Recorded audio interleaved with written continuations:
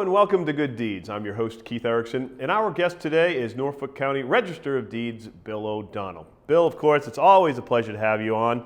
Welcome again to the sets here at BCAM. Keith, thanks very much, and thanks to BCAM, and thanks to the residents for tuning in and for the great information you get out there. Well, hey, let's start the show off with a little fun. You actually graduated magna cum laude out of Georgetown University, so I'm just pumping you up a little bit here. As I said, I don't think I could get into Georgetown University. I don't think I could get in. I went to Xavier Brothers, dealing with a too. I don't smart think I man could get here, in ladies there. and gentlemen. A very smart individual who actually runs the county, the Register of Deeds down there in Dedham. Real quick, Bill, right off the top of the show, how do people, if they really need to do something at the registry, how do they do that, and what's the website? Can you help people out there? Sure. Yeah, let's start there. First of all, we're very proud of the service we provide to the customers. And so in this era of technology, clearly the website drives a lot of information and business. A lot of the registry users use the website at www.norfolkdeeds.org. And what's good is it's not just for the professionals. They can come in and do the research through the website, take that virtual trip to 649 High Street in Dedham where we're located. But there's so much information on that website for first-time home buyers, just a glossary of terms if people want to educate themselves as they're about to buy a house, what's going on. There's information for foreclosures if people are struggling with foreclosures. And there's information about the Homestead Act and a lot of the laws and a lot of terms. So I would urge people to go to the website to get some information, or come by 649 High Street in Dedham. Throughout COVID, and COVID is hopefully going in the rearview mirror, we've been operational every workday, and I have to give credit to the staff. In fact, D'Angelo's recognized the staff at the registry with their Everyday Heroes program, as they did a great job during COVID, and now we're fully open to the public. Again, if you're not vaccinated, you have to wear a mask, but you can come by the registry if you need information at 649 High Street, or call our customer service center. When I first started at the registry, there was no customer service center, but we have people there. They do a great job of answering questions and trying to direct people, and that number is 781-461-6101. Perfect. Hey, since you've actually been there, 13 years? How long? Since 2002. It's approaching 20 times. Yeah. The time marches on. But things have really changed over that time, and really, you're trying to transform the Registry of Deeds into a more tech-savvy, tech-friendly place so people can use it. And can you talk a little bit about the status of technology there and what's going on with the registry over there? We prided ourselves on modernization initiatives. Actually, when going into the registry, just something as innovative as a website or having emails. They didn't have emails. And the foundation of everything that we've done at the registry has been technology. We have computers sprinkled around the building that people can use. We now have, we were very proud to use technology to bring internet land record research so that the registry's records are being brought into people's homes and businesses. Mm-hmm. So you can look up this information, and we're back to the founding of the registry in 1793. Mm-hmm. And what we have in our library of images that you can look at the over online is over 15 million images and over 43 million pages. So all that's done with technology. The professionals, everyone thinks of, never mind the general public, people are more interested and engaged now. They know more about their homes. They know more about their homesteads. They hear ads where they, hey, look at your title to make sure nothing's going on. So not only are regular folks engaged, but people have to remember, we serve a lot of the real estate professionals, the attorneys, the title examiners, the engineers, builders, real estate brokers, inspectors. There's a whole profession, and I think the registry has been a key cog in keeping this part of the real estate economy going. It's a vital role, the registry, and technology is the key. And right now we're at a crossroads. We just had a decision last week. 2 county commissioners in a 2-to-1 vote did not sign papers. We have a chief information officer. We have a IT department of 2, but we have a chief information officer. That position has been at the registry for the 20 years that I've been there. And there was a position when Register Harold and Register Hannon were there, where someone was in charge of technology. But now, in this era of cybersecurity risks and intrusions, never mind delivering services to the general public, to real estate professionals, to the town of Braintree. Every month we send documents to the assessing department so they can see what's going on in the town. Well, the chief information officer position, the personnel papers went over because the outgoing chief information officer was retiring on June 30th, and they didn't sign the papers, 2-1 vote. And so, yes, I have real concerns because the foundation of everything we've done and some of the discussions we're going to have now about the tremendous amount of volume of documents, it's all driven by technology. And yes, it's an elected position. I'm a Democrat, but I always tell people I run the place like a Republican. I've tried to run the registry like a business. I try to draw on my days working for Congressman Moakley and deliver good services to the residents. And it's unimaginable to me not to have a registry chief information officer that's been in existence for 20 years, that is still a funded position, given not only the volume of statistics that are getting recorded, but in calendar year 20, over $68 million was collected by the registry. A lot of it goes to the state and comes back to the towns in the form of public safety and local aid and educational aid and aid for social services. We collect money for the Community Preservation Act projects that go on. So to me, there's a lot in jeopardy now. It's just unimaginable. It's unsound policy, a poor policy, and I hope it changes.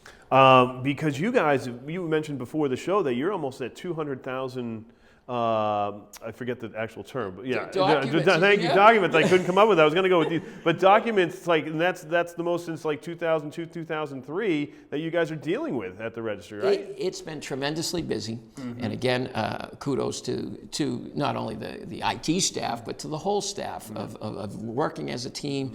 And yes, total documents recorded. And I'm just going to give 6 months of figures from January 1st to June 30th. Total documents in 2020 were 74,969, and for 2021, it's 103,023. That's over 28,000 document increase, or 37%. And what's great about Braintree in 2020 had 3,655 documents recorded between January 1st and June 30th. And in 2021, that same 6-month period, 4,976, or an increase of over 1,300 documents, or 36%. And you can see a trend between the tremendous growth and busyness at the county, as well as in Braintree. For instance, part of that document volume, and you're right, I mean, that's 103,000. If we double that, and I'm not saying we are, but we're over 200,000. We haven't seen those numbers since 2003, 2004, when it was tremendously busy. So again, it's something. People want to live in Braintree. People want to live in the county. And when you look at total deeds in 2020 was 7,502. In 2021, 9,889 over this same 6-month period, a 32% increase. And in Braintree, it was a 33% increase. So again, Braintree seems to be tracking the county. Braintree's a great place. It's well run. People want to live in Braintree, and it shows in the numbers. And another part of the numbers is, and again, we know with limited demand, prices are going up, and you talk to the brokers, it's still very competitive, and there's relatively low interest rates. But people are refinancing on the mortgages because of the relatively low interest rates. Some people are using the money to buy houses, and other people are using it to refinance, to maybe take some equity out of their homes, or knock some years off, or maybe pay for college tuition. And as far as mortgages, in 2020, there were 19,019 countywide. And in 2021, 26,042, or an increase of over 7,000, a 37% increase. And in mortgages in Braintree, it's a 30% increase. And so again, very busy, and the prices have gone up. Actually, Average sale price, commercial and residential, we track. A very robust 17% countywide over the, comparing the 6-month period. But in Braintree, 33% increase. Wow. So, and again, that's commercial and residential, but it just shows we've been very busy. And again, you have to do it with people, but you also have to do it in this era with technology. And that's, that's what's worrying me, is how can we keep up this, doing the great services that we do without people and without technology. We're talking with Bill O'Donnell. He is the Register of Deeds down there in Dedham, and you're watching Good Deeds. Thanks so much for everyone for being here with us. We really appreciate it. And so we have a couple things that we always seem to kind of touch on, and I'd love to tell us about, let's talk a little bit about the office hours that you provide and kind of the, so how are things changed, and now that COVID may be a little bit in the rearview mirror, are things changing at the Register of Deeds and your outreach programs getting back up to speed? Or yes, let's talk a little bit about that. Ballpark and, broad strokes here. In broad strokes, the number one thing, and it's hard to believe, Governor Baker on March 10th, 2020 issued COVID-19 orders, and one thing in some of his orders, one of his orders, he specifically references Registry of Deeds employees as being essential services. So when people say that the registry doesn't provide essential services or the chief information officer isn't essential, I mean, it was good enough for Governor Baker during the COVID, and it should be good enough now. So we stayed operational every workday. We did not lose a workday during COVID. But we, now in June, we have opened up the building to the public to come in. We still have, one of the things that we did during COVID was to put a drop box out so people could do it. And some people still aren't comfortable coming into buildings, so if they want, they can drop the documents off there.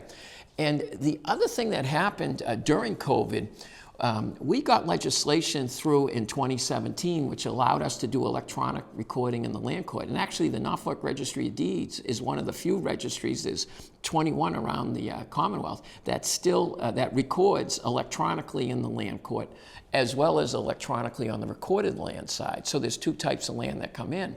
But because of COVID, the numbers on the recorded land side were like 50% before COVID. On the land court side, 25%.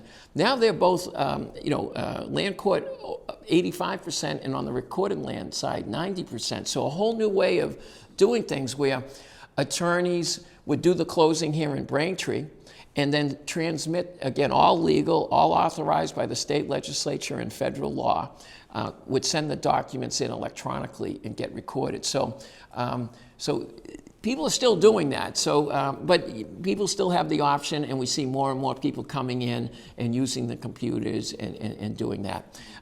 So we are open fully. We opened in the spring fully in June. And people are welcome to come by the Customer Service Center, and to call up if they have any questions.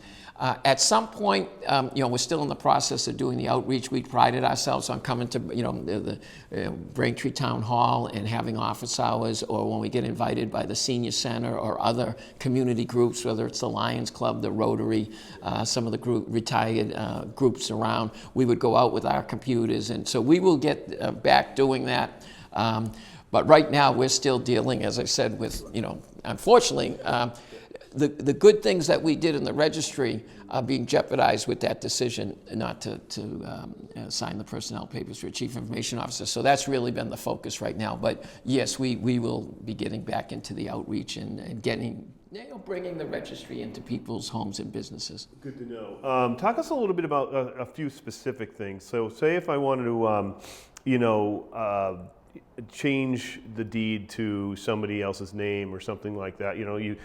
Somebody passes away and you're there. And can you talk to us a little bit about that scenario? Well, again, if someone passes away, And we have some of this on the website. I always tell people, and again, my training was an attorney. I was in private practice. I always hate paying a plumber when I have plumbing problems or lately air conditioning problems. I always tell people if they're going to do something legally, especially with the title to the house, they may want to get some counsel and advice, not just for the legal side of it, but also the tax consequences. But a lot of times, and we see it a lot, people come in and their spouse died. A lot of times all they have to do is record a death certificate. Sometimes there's an affidavit that needs to be recorded, but just to show what happened. Other times, some people want the name off the deed, and other times in this era of scams, it might not be a bad thing to, when bills come in and see two names, even though unfortunately one passed away, that whole, people watch, and so sometimes from a security standpoint, let them think there's more people in the house than less. To actually add a name to the deed, lawyers can do it. On our website, you can check with the Bar Association in Norfolk County. They have a referral service, or you can check with a local attorney.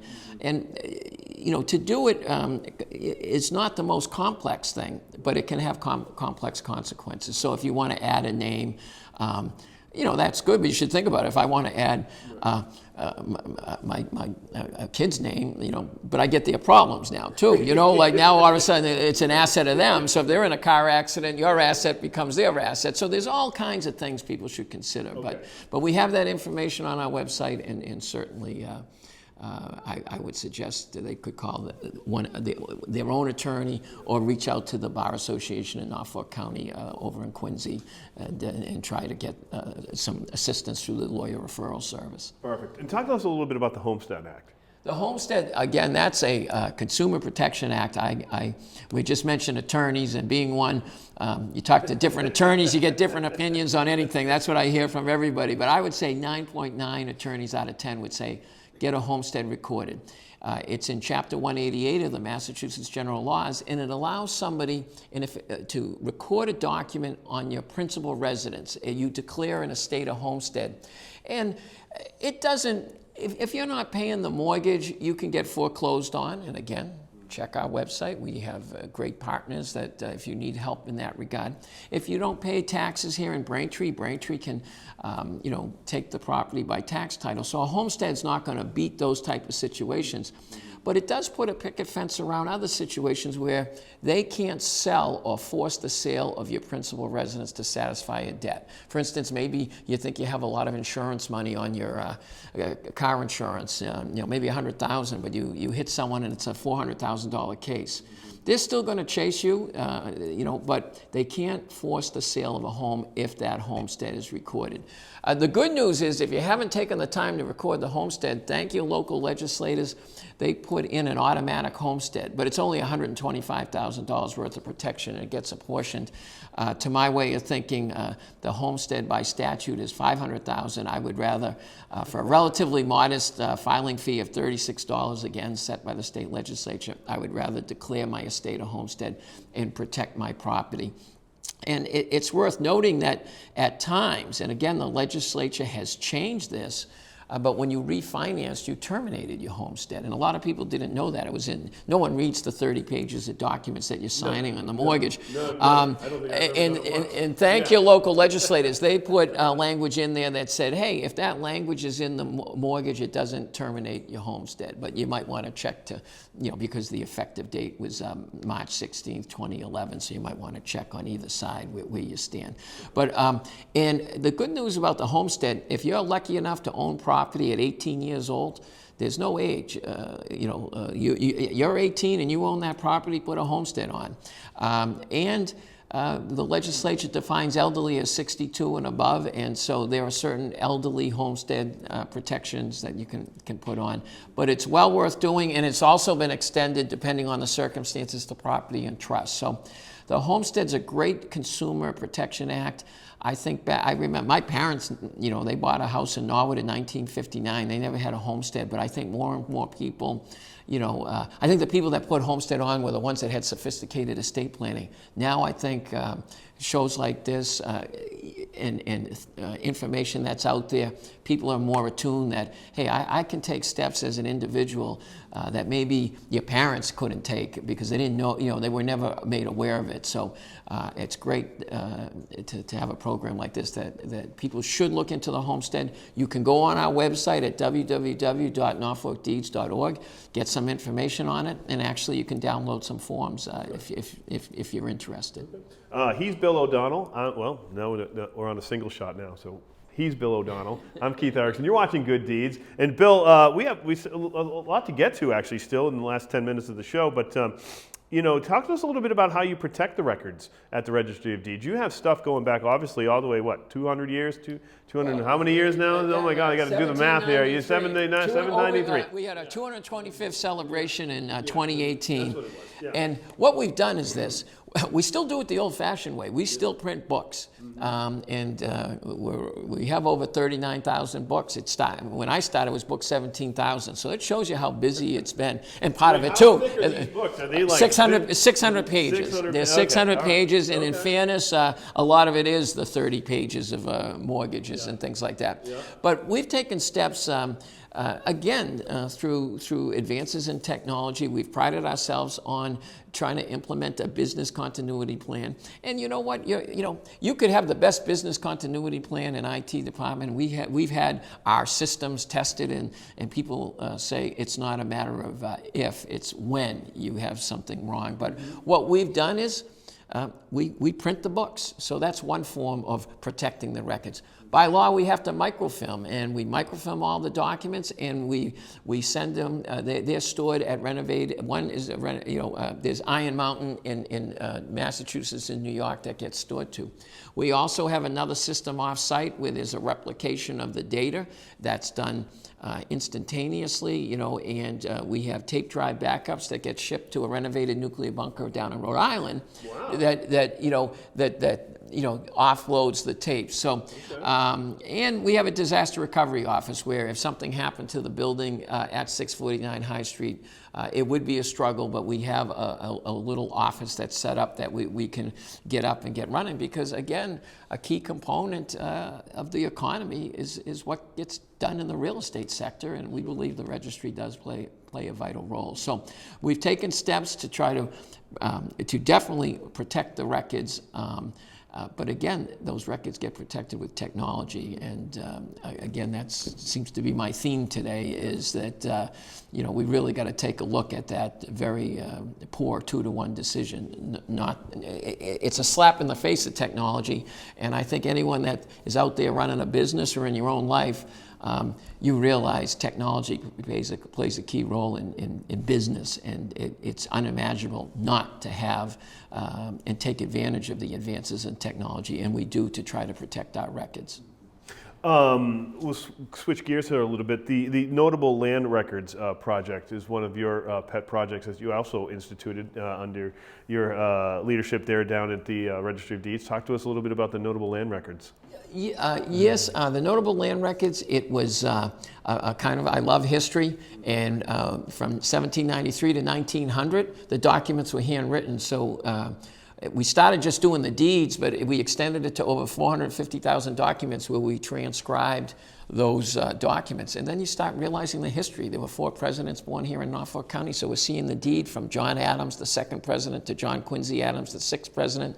We see information written about John Hancock, who was the first governor of Massachusetts, but more importantly was the president of the Continental Congress when the Declaration of Independence got signed. So there's a lot of history, and we loved, in the context of the 225th anniversary, and then later when the registry had a building rededication because of all the work that had been done to it, of trying to put those notable land records together. And we're still trying to look at future projects to do that. As far as how we protect records, I just want to circle back. We have a consumer notification service that people can sign up for free. If they want to, they can go on our website. So just like the registry is protecting records, the consumer notification service, a consumer, you can sign up, can get an email that if a Keith Erickson, or in my case, a William O'Donnell document gets recorded, I get an email and I can look up and see, oh, it's not me, I'm William Patrick O'Donnell, it's William J. O'Donnell or William T. O'Donnell. But there may be that time where you get the email, you look up the information, or if you're not good at looking it up, call our customer service center, and you say, wait a minute, that's a deed to my house, or that's a mortgage, but I didn't sign it. So I think the individuals should look at taking steps to, at least, you're not going to prevent the fraud, but that consumer notification service gets you on that fraud right away. And it's a free service. I know there's been businesses advertising title lock and things like that. So to my way of thinking, go with the free service at the registry. We got about 3 minutes left, Bill. Talk to us a little bit about the interaction that is now changing a little bit with COVID. You mentioned it a little earlier in the show, that people can now physically go to the building and they can get a discharge mortgage, or they can do whatever they'd like down there. Is that correct, right? Yeah, yes. The building is open. The buildings are open. We've been open since June. Like I said, we've been operational since March 10th, 2020. We haven't missed a beat. If people needed documents recorded, they got recorded. But now the doors are open. We have people coming in. The only caveat is if you're not vaccinated, you have to wear a mask. We've seen closings taking place. And again, I'm hearing from attorneys closings that everyone's got had signed documents electronically. So we still are available for closings to take place, and we have seen some. But we're there, and when you look at the volume, especially this past June, tremendous amount of money. We had almost $6 million in deeds excise money collected. Now, most of that, 90% of that goes to the state, just deeds excise money. But some, out of the 10%, some of it goes to the same county that voted 2-1 not to have the chief information officer. So, tremendous amount of money coming in, and we're open for business, and we're going to do the best we can under the circumstances. All right, give out the website again and also the phone number, please. The website, www.norfolkdeeds.org. If you want to email me directly, register O'Donnell at norfolkdeeds.org. And if you have any questions, you want to contact our customer service center, 781-461-6101, and we have staff there that can try to help you out. Great. Bill, I know you're doing a lot of good stuff in the community, and also wanted to say, are you still coaching during hockey during the summer, or no?